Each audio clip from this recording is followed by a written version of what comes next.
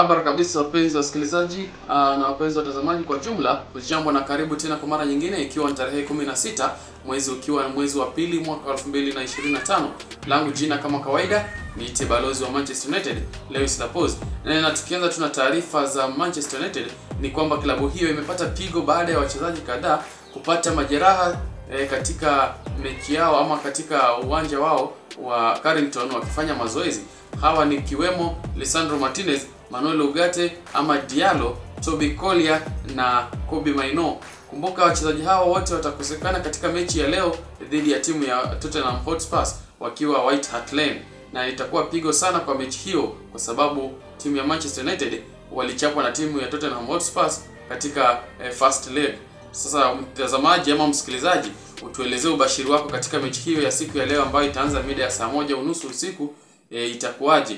Tukisonga mbele mpenzi mtazamaji, ni kwamba Ruben Amorim kwa sababu ya majeraha hayo ameamua kuwaleta wachezaji wa kinda kutoka katika timu ya Manchester United under 21 na under 19 wakiwemo Chido Obi, Sergio Kone, Harry Amas na Eli Harrison.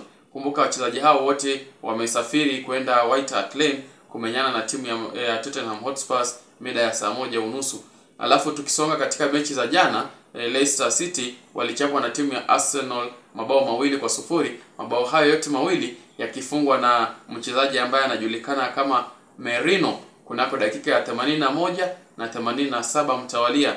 Kwingineko pia ni kwamba timu ya Ipswich ilitoka sare ya bao 1-1 na timu ya Aston Villa. Kumbuka timu ya Aston Villa ndiko mchezaji Marcus Rashford alienda kuichezea, na timu hiyo ya Ipswich ilipata kadi nyekundu, lakini waliitangulia Aston Villa kufunga licha ya kadi hiyo nyekundu.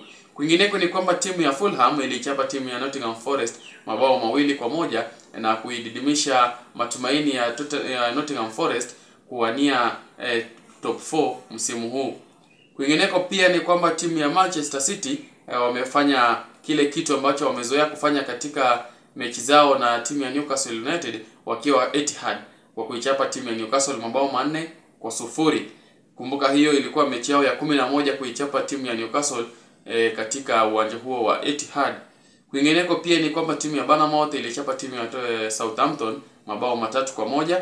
West Ham wakichapwa na Brentford bao 1-0, nayo timu ya Crystal Palace wakichapwa na timu ya Everton mabao 2-1.